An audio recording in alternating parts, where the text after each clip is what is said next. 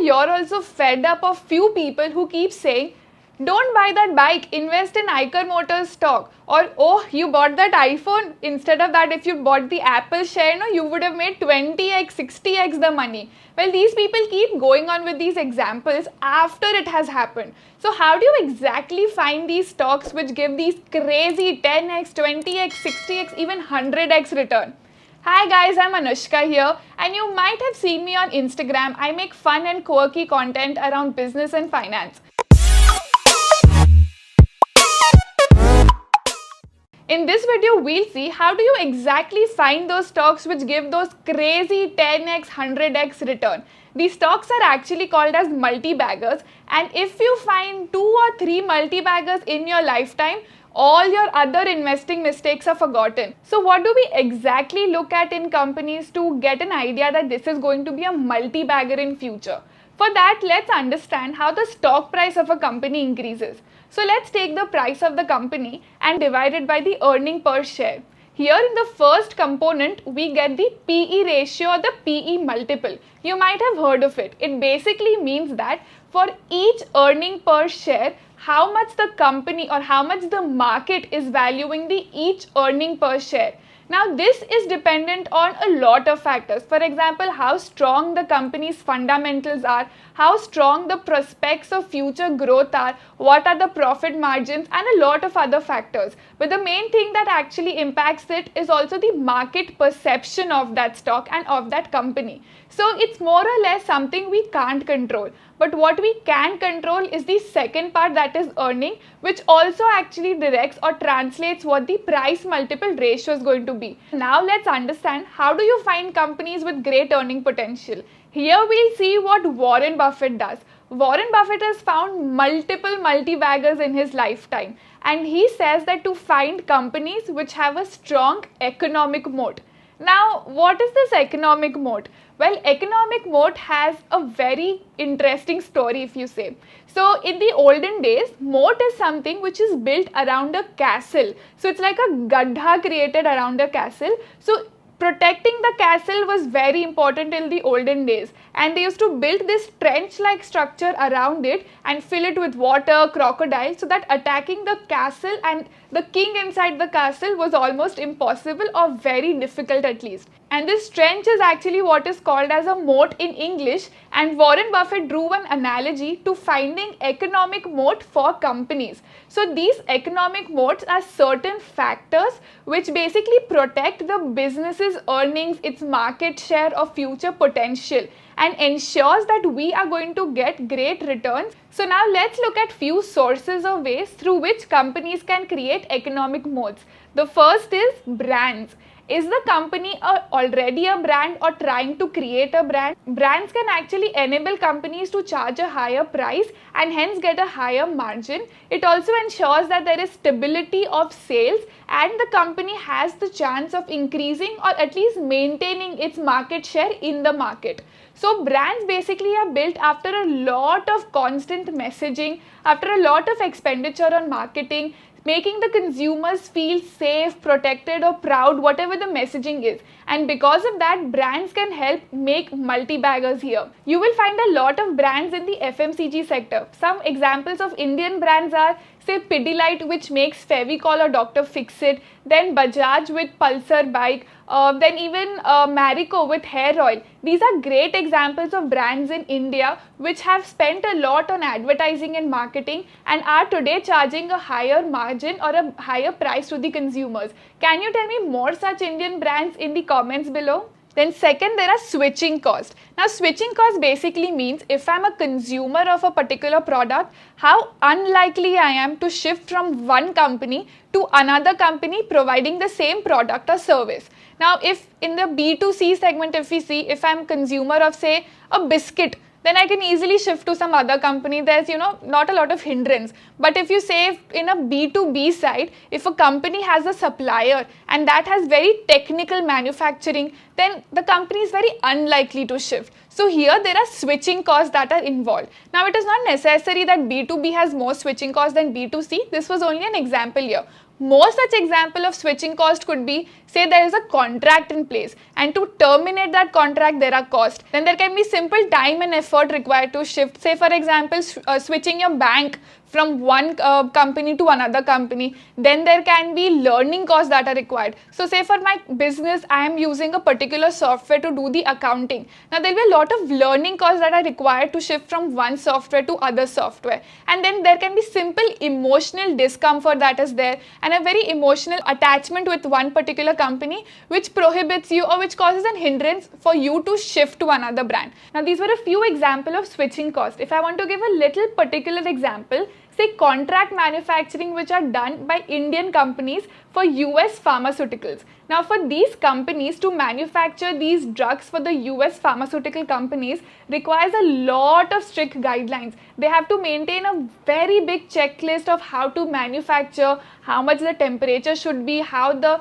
transportation needs to happen, what are the guidelines and procedures. So basically it's very cumbersome. Also to change your contract manufacturers, the US pharmaceutical company needs to take FDA approval. So shifting or constantly changing these manufacturers is something which is not very frequent and the company won't want to do. So this for the contract manufacturer becomes a stable source of sales and they can also charge a higher margin because they know the company is dependent on them and won't easily shift. Third is network effect. Now with network effect what happens is as and as more consumers use that product or service, the value of that product and service keeps on increasing. So let's take the example of Zomato. As more and more customers go on Zomato and search for restaurants or order food from there, more restaurants will come on the platform. Now because more restaurants are there, more customers will also go there. So it's a chain or a loop that keeps on happening. And similarly, a lot of social media companies also have network effects like Facebook. So these basically help or ensure that the company grows rapidly and can be an indication of the company becoming a multi-bagger. Fourth is economies of scale. Now for a company, there are two types of cost. One is fixed cost, the other is variable cost. Fixed cost are cost which the company has to only pay no matter if it is producing anything or not. Variable cost are cost which the company incurs only when it produces more units. For example, say raw material cost is a variable cost here. Now fixed cost can be in the terms of setting up a factory. Now if a company or if an industry has high fixed cost, then as and when it increases its scale or as and when it keeps manufacturing more and more units, the per unit fixed cost will decrease. Now this basically gives it an advantage here. So say let's take that company which is already existing, let's give it a name as company A, and now new company B is trying to enter the market. Now obviously the company B will also have to have a similar cost structure. It will also have higher fixed cost and lower variable cost. Now this company will not have the same scale as company A. So company B will essentially have a higher fixed cost per unit than company A.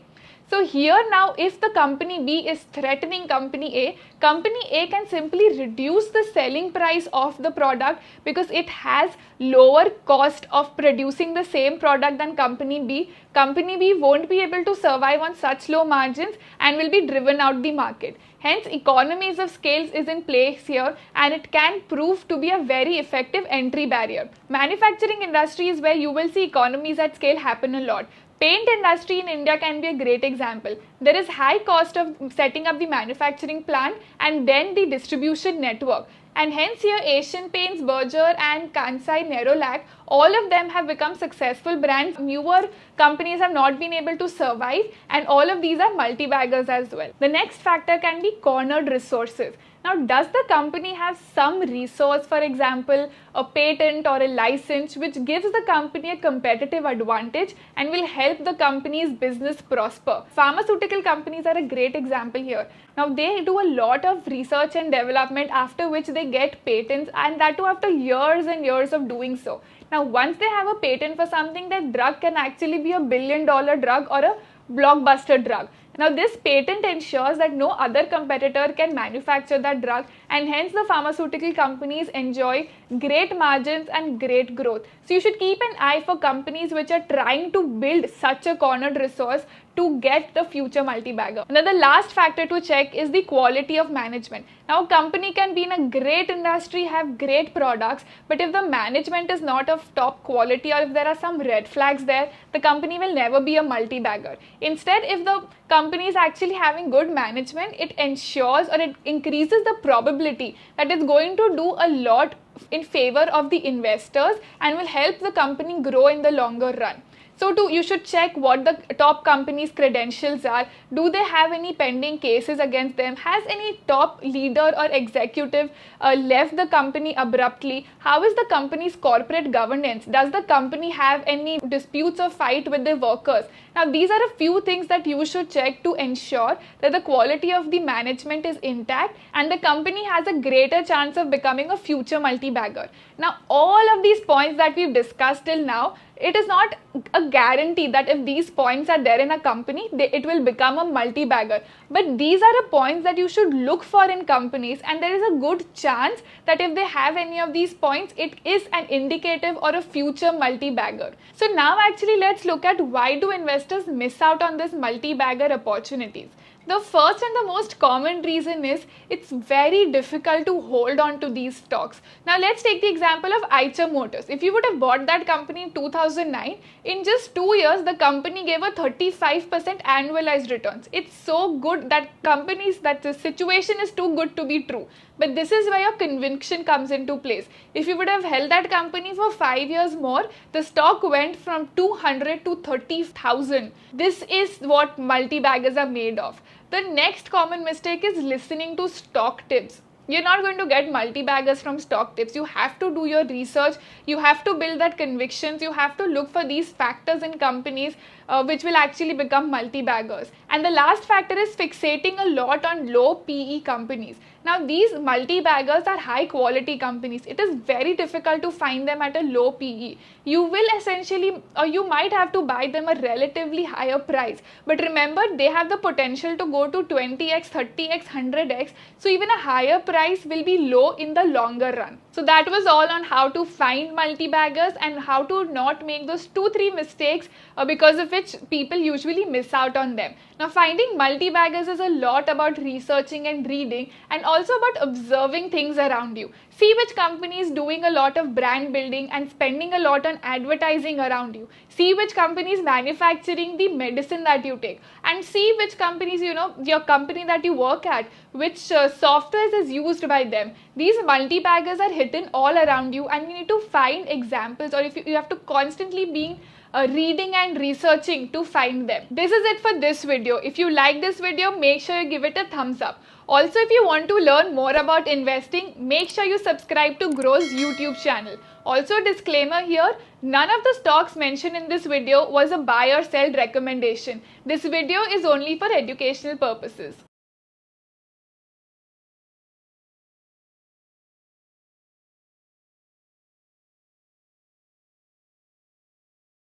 Investment in securities market are subject to market risks. Read all the related documents carefully before investing. Please read the risk disclosure documents carefully before investing in equity shares, derivatives, mutual fund, and or other instruments traded on the stock exchanges.